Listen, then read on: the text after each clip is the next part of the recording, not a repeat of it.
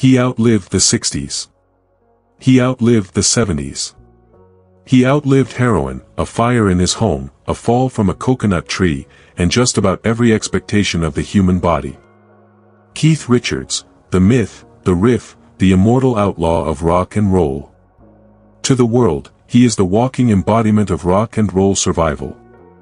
But there's a part of his story you've likely never seen, a profound narrative that exists behind the smoke, the swagger, and the stadiums.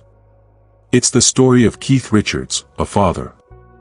A man who, somehow, raised 5 children amid the madness. It's an incredible balancing act of fame and fatherhood, of chaos and calm. You're about to find out how each of his children was shaped by his wild legacy, carrying its weight in their own unique way. Because this is the story behind Keith Richards' 5 children, and the astonishing paths each one chose. Keith Richards is the walking definition of rock and roll survival, an icon whose very existence seems to defy the laws of nature. But even icons go home at night. And for Keith, home wasn't just guitars and gold records, it was family. Over the years, he fathered 5 children with 2 different partners, each born into a different version of his chaotic world. Each raised with a front-row seat to history, and, at times, to trauma. Some embraced the madness, stepping into the spotlight with their own unique style. Some ran from it, seeking a quiet, private life far from the cameras. One never got the chance to choose. This is the real story, not of Keith Richards, the Rolling Stone, but Keith Richards, the father. This is the story of how his enduring spirit and flawed humanity shaped the next generation. This story begins not with music, but with heartbreak, a profound moment that would forever change the course of Keith's life. In 1976, Keith's second son, Tara Joe Richards, was born to Anita Pallenberg, Keith's longtime partner, muse, and fellow rebel. Their relationship was a famously intense, electric, and often destructive union that defined an era of rock. But when Tara was born prematurely, the chaos paused, briefly. He was a small but determined child who seemed to find a way to thrive despite his tumultuous surroundings. But the fragile peace didn't last. He was just 10 weeks old when he died of sudden infant death syndrome. No warning. No explanation. The silence that followed was deafening. Keith was performing in Paris when it happened. The news came as a devastating blow. People were outraged when he didn't stop the tour. How could a father continue to perform, knowing his child had just died? To the outside world, it seemed cold, unfeeling. But Keith later explained it in a way that revealed the depth of his pain. He said the stage was the only place he could breathe. Everything else was falling apart. He felt he had no other choice. It was his way of clinging to some semblance of control in a world that had just shattered. In the years that followed, Keith carried Tara's memory silently. He rarely spoke of him, but when he did, it was raw, unfiltered, like a wound that never closed. He once revealed that he wore a locket with Tara's name inside for years.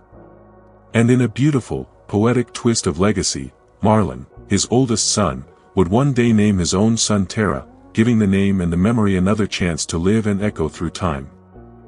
Marlon Richards didn't grow up, he survived up. Born in 1969, his childhood was unlike anything most of us can imagine. His parents were Keith Richards and Anita Pallenberg, 2 of the most volatile, iconic figures in music. He was named after Marlon Brando, a name that should tell you everything about the outsized expectations and dramatic life he was born into. While most kids his age were learning to ride bikes and playing Little League, Marlon was learning how to navigate a hotel suite filled with passed-out rock stars. The soundtrack to his youth was a cacophony of guitars, drugs, police raids, paparazzi flashes, and pure, unadulterated chaos. At one point, Anita shot a man in their home in an incident that made global headlines. It was eventually ruled accidental, but for Marlon, it was yet another moment that proved how unstable life could be. He was a child who learned to be quiet, to observe, to stay out of the way. And yet, he made it. Marlon didn't rebel the way you might expect. He didn't chase fame. He didn't form a band to outdo his father. He chose a path of quiet creativity. He studied art, became a curator, and designed fashion campaigns. He raised a family of his own, providing a grounded, loving, and private home life that he never had. He's rarely interviewed. When he is, he speaks with quiet clarity, a world-weary wisdom that comes from a life lived on the fringes of fame. He doesn't run from the past, but he doesn't live in it either.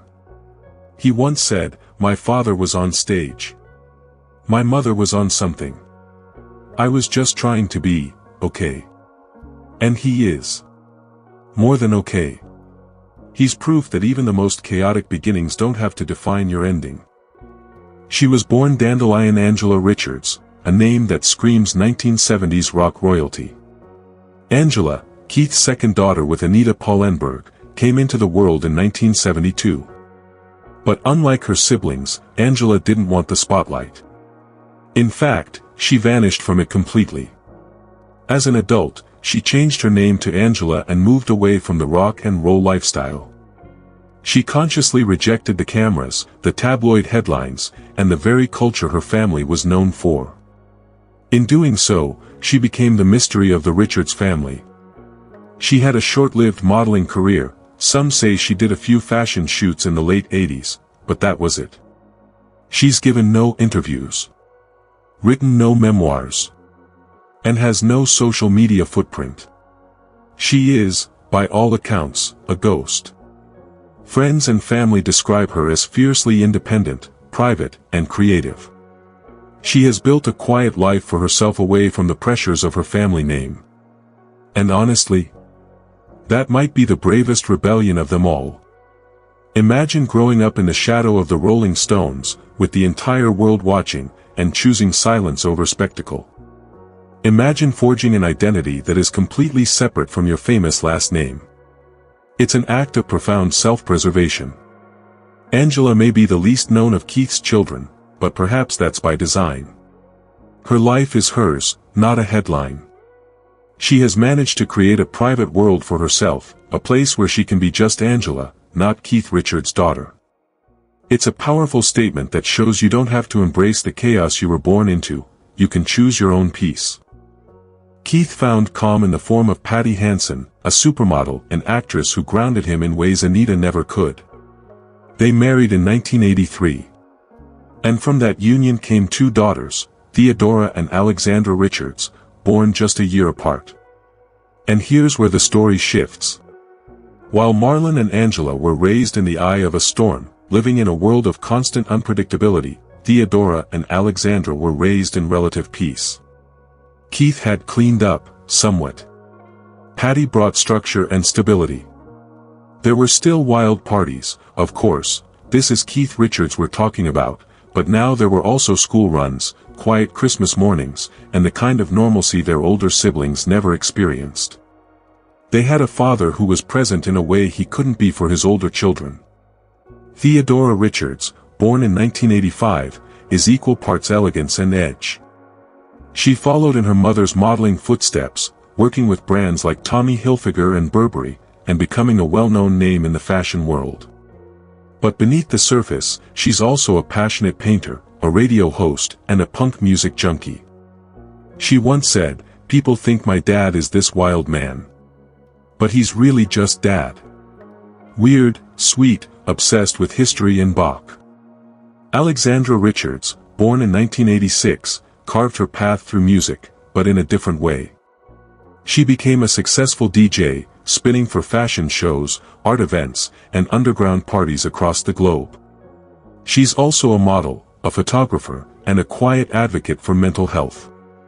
Together, the sisters are modern, cultured, and stylish, living proof that you can come from rock royalty and still turn out stable, self-aware, and successful on your own terms. They're incredibly close with Keith. Very close. And they've spoken about how he's a better grandfather than he ever was a father, more present, more playful, more patient. Theodora shared in a rare interview, he makes weird voices for the grandkids. Reads them bedtime stories in pirate accents. So where does that leave us? This is a story not just about a rock star's children, but about the profound, lasting impact of a parent's life on their kids. 5 children. 1 gone too soon. 2 raised in the eye of a storm. And 2 raised in its calm aftershock. It's a complex, beautiful, and sometimes tragic tapestry. It's easy to forget, in the mythology of Keith Richards, that he's a man. A flawed, fascinating, endlessly complex man who watched some of his children struggle, and some of them soar. He's a parent who, like all parents, did the best he could under impossible circumstances. There is no perfect parent, and certainly no perfect rock star dad. But somehow, Keith raised children who turned out not in spite of him, but, in their own way, because of him. They learned resilience from a man who always got back up. They learned the value of privacy from a man who had none. They learned self-expression from a man who communicated through his guitar. They learned, in their own way, how to make peace with the chaos they inherited. They found their own voices, their own passions, and their own roads. And maybe, just maybe, that's the real legacy of Keith Richards. Not just riffs. Not just records. But a reminder that even in the wildest of lives, love, resilience, and the possibility of a different kind of future can still find a way. So, whatever happened to Keith Richards' 5 children? They endured. They grew. They chose their own roads. They made their peace with the legend that is their father. And in doing so, they gave their father something no Rolling Stones record ever could, a sense of redemption. A full, complete, and beautiful family. Fade to black.